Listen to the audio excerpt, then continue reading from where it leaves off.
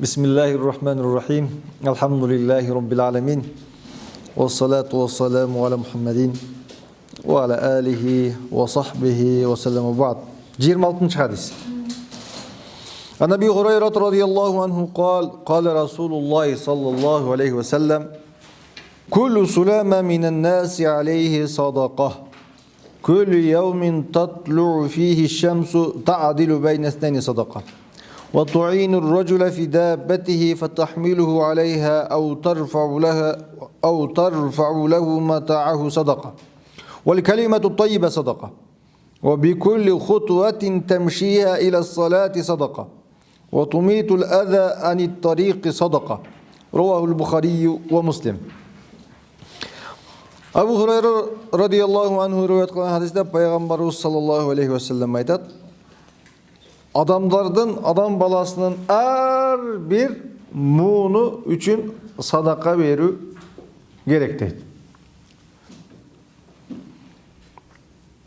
Adam balasında 360 muğun var. Kolumuzdu, butuğuzdu, şu adam balasının müçesinde muğunlar kança? 360 muğun. Uşul 360 muğunga gün sayın 360 sadaka berişimiz gerek. Allah Taala'nın mıқты денсаулық бергендігі үшін, Құдай Тааланың ушунчалык мүмкүнчүлүк бергендігі үшін Құдай Таалаға ыраазычылык билдирип, шүкүр билдирип, шүкран лиллах күндө 360 эмне беришибиз керек? Садака беришибиз керек. Күл явм татлу фиги шамсу таадилу бейне эснейни садака. Демек, күн сайын, күн чыккан сайын, gün sayın, gün götürülgen sayın 360 mün sadaka verişimiz gerek. Hani keyin bizge Peygamberimiz sallallahu aleyhi ve sellem uşul sadakаны qanday sadakalar berip kutlauz үйрөтүп. Ta'dilu beynesneyni sadaka. Eki adamdın ortasında adilеттүүлүк kılıp uruşup ketken eki adamды жайраштырып койсоң, бул дагы эмне деп эсептелинет? Sadaka. Wa tu'inur rajula fi dabbatihi. Bir adamды улоосуна мингизгенге жардам берип койсоң, ал дагы садака. Же улоосуна бир нерсесин көтөрүп берип жүктөшүп койсоң, ал дагы садака. وتعين الرجل في دابته فتحمله عليها أو ترفع له متاعه صدقة. Улоо чыкканга жардамдашып коюп атасың, түшкөнгө жардам берип коюп атасың, улоосуна бир нерсени алып берип коюп атасың. Ушулардын бардыгы садака деп эсептелинет. Ва калимату таййиба садака, жакшы сөз дагы садака деди. Ва бикулли хутуатин тамшиха иля салати садака, намазга деп ар бир баскан кадамың садака. Ва тумитул адани тарикы садака, адамдарга зыян бере турган зыяндуу нерсенин жолдон алып койгоның дагы садака деп Пайгамбарыбыз саллаллаху алейхи ва саллям бизге ошол баягы бизге берилген нематтан кантип кутулуунун жолуну айтып кетти хадисте. Хадисте негер көз чаптырсак, биринчи адам баласындагы 360 муун жөнүндө сөз кетип турат. Адам баласындагы эң чоң немат бул ошол ден соолуктун чың болгону, 360 муундун бардыгы өз жайында болгону. Бұл чоң немат. Бир эле муунуң, бир эле мына баш бармагың иштебей калсын, колуң эмнеге жарайт? Бир эле баш бармагың иштебей калса, эч нерсеге жарабайт. Кудай Таалам адам баласын ушунчалык коз, ушунчалык татынакай, ахсани такуим, эң сонун, эң көркөм абалда Кудай Таалам жаратты. Бардык нерсени өз жайында Кудай Таалам жаратты. Мен устазым көп айтчу эле. Кудай Таалам ушунчалык хикматы менен, данышмандыгы менен бизди ушунчалык сонун кылып жараткан. Элестете бер, эки көзүң бул жерде болсо эмне болмокту? Бул жака келсе тийип кетмек, тияка келсе көзүң оюлуп калмак, мондай коюлуп калмак. Кудай Таалам көздү ушунчалык ордуна койгон, анча-мынча нерсе келип тийбей турган, ушунчалык кооз укмуш кылып жараткан. Келатканда ушунчалык тас бардыгын жаап, кирпигиң, көзүң бардыгы ошо көздө эмне кылып турат, тосуп калкалап турат да. Кол эки колуң учунда болсо элестетип ке, бир колуң, бир көзүң биягында, бир көзүң биякта болсо эмне болмоксун да. Ya Құдай Таалам дейт, ушунчалык кооз кылып адам баласын жараткан деп көп айтчу да. Ошо сыңарында адам баласын карасаң, мүчөсү ар өз ордунда ыңгайлуу укмуш кылып жараткан.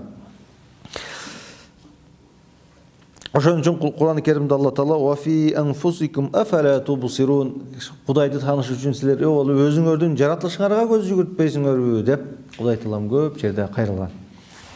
Эми Кудай Таалам бизди ушунчалык кооз, ушунчалык татынакай кылып жаратты. Кудай Таалага ошол шүгүр келтиришибиз керек. Ыраазычылык билдиришибиз керек. Канча шүгүр айтсак аздык кылат. Ошо шүгүрлөрдүн кантип шүгүр кылабыз десе, бизге ошол шүгүр кылуунун жолдорун үйрөтүп баратат. Кудай Таалам бизге ушул берген ден соолуктун, убакыттын ар бир мүнөтүнө эртеге жооп беребиз. Ушул ден соолуктун 360 мүнөтүнүн ар бирине жооп беребиз. Кудай Таалам айтат: "Сумма ла тусалунна яумаидин анин наим", анан кыямат күнү силер эмнеден сураласыңар? Баягы силерге берген рахаттан сураласыңар деп келет. Бизге Кудай Таалам көп жакшылыкты берген, адам баласы көр, сокур, көпчүлүк учурда берилген жакшылыкты көрбөйбүз. Пайгамбарыбыз саллаллаху алейхи вассаламдын доорунда бір күн Абу Бакыр үйүндө жегенге нан жок, ичкенге суусу жок, курсагы ач, көчөгө чыкты да. Түштө бул араб өлкөлөрүндө аябай ысык болот күн. Түш мезгилинде эч ким көчөгө чыкпайт да. Ушул мезгилде көчөгө чыкты. Курсак ач. Ушу 1,5 үйүнө чакырып, 1,5 менен бир курсак тойгозсомбу деп көчөгө чыкты. Анан көчөгө чыкса, көчөдө Умар радияллаху анху келатат. Чак түштө. Умар, эмне болду? Мындай ысыкта эч ким көчөдө жүрбөйт. Тынчылыкпы десе, курсак ач. Ошентип турса эле ар жактан пайгамбарыбыз келет. Анан Умар Абу Бакыр таң калып: "Я Расулалла, мындай ысыкта эмне кылып жүрөсүз?" десе, пайгамбарыбыз айтты: "Сен экөөңөрдү көчөгө чыгарган нерсе мени да көчөгө чыгар" деди. Анан ушинтип Абу Зар ал-Гифаринин үйүнө барышат. Пайгамбарыбыз барып эшикти какса, "Ассаламу алейкум" десе эч ким жок. Кайра эшикке "Ассаламу алейкум" десе эч ким жок. Кайра пайгамбарыбыз "Ассаламу алейкум" десе эч ким жок. Үйүндө эч ким жок экен деп кайрылып басып кетейин деп атса, анан аялы эшикти ачып дарбазаны. "Я Аллахтын элчиси, куш келипсиз. Мен сиздин биринчи эле салам бергениңизди укканмын, бирок кайра сиздин саламыңыз биздин үйгө саламыңыз кайра айтылсын деп эмне күтүп турдум эле. Абузар суу алып келгени кетти. Келиңиздер деп анан үйгө киришет. Абузар келет. Анан келсе пайгамбарыбыз Абу Бакыр, Умар сүйүнүп анан куш келипсиздер деп чуркап, анан кийин үйүн астында курмага чыгып, ошол мезгилде эми курма пышайын деп калган учур экен. Дамына кирип калган учур экен да. Анан курманы силкип пышкан курмаларды жеп, анан суу ичип ушейде курсагын тоюп барышат. Ошол учурда "Сумма ла тусалунна яумаидин анин наим" деген аят түшөт. Эртеге кыяматта ушул наим, ушул ырахат үчүн эмне болосуңар? Сураласыңар деп. Курсагы ач, көчөгө чыгып, ошо бирөөнүн үйүнө барып, курсагы тойгозгон, ошол ырахаттан, ошол Кудай Таалам ушул берген неаматтан сураласыңар деген аят түшкөн. Эми бизде Кудай Таалам берген эмне деген гана неаматтар толтура, эмне деген гана неаматтар бар. Ошолордун баарына шүгүр кылышыбыз керек. Ошолордун бирөөсү чын ден соолук. Ушул 360 муңга ар бирине эмне кылышыбыз керек? Садака беришибиз керек. Шүгүр кылышыбыз керек. Кудай Таалам "Ла ин шакартум ла азиданнакум" эгер шүгүр кылсаңар эмне кылып берем деди? Көйүтүп берем деди. Көп Кудай Таалага шүгүр кылышыбыз керек. Эми ошол Шүгүрдүн жолдорун үйрөтүп атат бизге пайгамбарыбыз саллаллаху алейхи вассалам. Шүгүрдүн эң жакшысы бул парыздарды аткарып, Кудай Таалам тыйган нерседен тыйылуу. Бул эмне шүгүрдүн эң биринчи фарз болгон шүгүр келтирүү мына ушул. Кудайдын айтканын кылганың, Кудайдын тыйганынан тыйылганың эмне? Шүгүрдүн эң туу чокусу парыз шүгүр ушул болот. Bizde mustahap şükür var. Anan mustahap şükür bol emne nafillerde koşumça işlerdi kılı. Emne mustahap şükür deb esептелинет. Anan bizge paygambarыбыз emne kılıp atat? Şükür kantip dağıt ушул sadakadan kutuluğunun jol jobosун үйрөнүп atat. Эң биринчи ta'dil baynesneyni sadaka. Эки адамдын ортосунда урушуп кеткен эки адамды жараштырып коюу эмне деп айтты? Садаға деп айтты. Эки адамды ортосуна адилеттүүлүк кылып коюу, эки адам урушуп кеткен адамды барып жараштырып коюу, тил табаштырып коюу эмне? Садака деп айтты. Эң чоң садакалардын бири мына ушул. Эки арабызда делек алыска кетпейлик. Өзүбүздүн арабызда болбогон нерсе үчүн, болбогон сөз үчүн, болбогон бир дүнүйө үчүн, болбогон акча үчүн бири-бири менен сүйлөшпөй, бири-бирине таарынып, бири-бирине капа болуп жүргөн адамдар бар. Ошолорду жараштырып коюу эмне? Садакалардын эң туу чокусуна кирет. Жардам берүү. Өзүм дебей, өзгө деп жашагандагы бакыттын туу чокусу. Адам кээде өзгөгө жардам берип, рахат алганды бакытка бөлөнгөндү үйрөнүш керек. Кээде болбогон кичикей нерсе, сен үчүн кичикей нерсе болушу мүмкүн, а бирөө үчүн аябай чоң нерсе болушу мүмкүн. Ошо бирөөгөн улоосуна чыктыгөнгө жардам берип коюу, жүгүн жүктөпөй коюу, өзүнүн улоогуна орнотуп коюу, булардын бардыгы садака деп эсептелинет. Жада калса жакшы сөз дагы эмне? Жакшы сөз дагы садака дедик. Өкүнүчтүүсү ушул жакшы сөз сүйлөй албай калганыбыз өкүнүчтүү. Бири-бирибизге жакшы сөз сүйлөй албайбыз, өкүнүчтүү. Ассаламу алейкум деп жылмайып кое албайбыз. Жакшысыңбы, ден соолугуң жакшыбы, амансыңбы деп кое албайбыз, өкүнүчтүүсү. Бири-бирибизден жакшы сөздү аяган адамдар бар. Жакындарынан жакшы сөздү аяган адамдар бар. Канча жолу айттык, сезимиңди сактап жүрө бербей, барып бир тууганыңа, акелериңе, үкөлөрүңө сезимиңди билдир, айт, жакшы сөзүңдү аяба деп айттык. Арабызда дагы деле айта албай, дагы деле ушул жакшы сөздүн ыра көрбөй жүргөн адамдар бар. Жакыныңа, бир тууганыңа, акеңе, үкөңө, досуңа, жакыныңа жакшы сөзүңдү аяба. Жок дегенде салам менен, жок дегенде мактоо менен, даңктоо менен, жок дегенде жакшы иш кылган болсо азамат деп койгон сөзгө жарабайбыз кээде. Ушунчалык бакыл, ушунчалык сараң, жакшы иш кылган болсо азаматсың дегенге жарабайбыз, мыктысың дегенге жарабайбыз.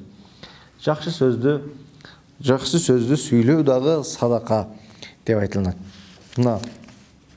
Андан кийин намазга басып баруу, дагы эмне деп эсептелинет? Садака деп эсептелинет. Алла жолуна чыгуу дагы садака деп эсептелинет. Силердин бул жерге сабакка келишиңер садака деп эсептелинет. Ар бир басып келишиңер, ар бир басып кетишиңер садака деп эсептелинет. Имататул азани тарик. Адамдарга зыян бере турган нерсени жолдон алып коюу, көңүлүн түшүрө турган нерсени алып коюу, ушулардын бардыгы садака деп эсептелинет деп пайгамбарыбыз эмнени көрсөтүп атат бизге? Садаканын жол жобосун көрсөтүп атат. Кээ балымдар айтат, эртең менен 2 рекат духа намазын окуу ошол садакалардын баарынан кутулган менен барабар дейт. 2 рекат духа намазын окуу. Күн чыккандан кийин 2 рекат духа намазын окуп койсоң, эмнеден кутуласың? Баягы 360 мундун садакасынан кутуласың деген алымдар бар. Канеке, эртеге Кудай буйрса, эртеңки сабакта мана баарыбыз духа намазын окуй элчкана. Күн чыгыштан саат 7-де күн чыгып атабы? 7-ге умутканда күн чыгат бүгүндө. 7:30 окусак боло берет, мисалы үчүн, 8-де боло берет, 8:30 боло берет. Эртегеден баштап гана духа намазын окуйлуп. Жарайбы? Qancha buni qancha sadaqa 360. Adamda 360 mumun бар екен. 2 рекет духа намазын оқып қойсақ 360 мундун садақасын берген болады екенбіз. Қарыздан құтылатқан болады екенбіз. ما أنعم الله على عبد نعمة فقال الحمد لله إلا كان الذي أعطى أفضل مما أخذ. وأخذ بعض العلماء من هذا الحديث أن الحمد أفضل من النعم لأن المراد بالنعم الدنيوية كالعافية والرزق، والحمد من النعم دينية ولكلاهما نعمة من الله تعالى. لكن نعمة الله على عبده بهدايته لشكر نعمه بالحمد عليها أفضل من نعمة الدنيوية على عبده، فإن هذه النعم إذا لم يقترن بها الشكر كانت بلية. Bizge hadiste gelip otat. Qaysı bir pende ertemenen turup Allahümme ma asbaha bi min ni'metin ev bi ahadin min halqik fe minke vahdak la şerike lek felekel hamd ve leke şükür degen bolsa fakat adda şükrü zalikel yevm dedi. Allah Teala'ga şükür keltiremiz. O Allah Teala maga bergen bardıq nimetinga şükür keltirem. Pendelerine bergen bardıq nimetlerine şükür keltirem. Senin şerigin yok. Sağa maktollar bolsun, sağa şükürler bolsun, dаңтollar bolsun dese oşol emniden kutulat degen dağı alımlar var eken. Demek ertemenen kechki zikirde okusak dağı oşol emlerden kutulgan bolup eseptilemiz. Andan keyin oşol nimetlerden barında Allah üçün bolsak, ihlas lillah bolan bolsak, kılgan işimizin bardığı sadaka dep eseptelinет.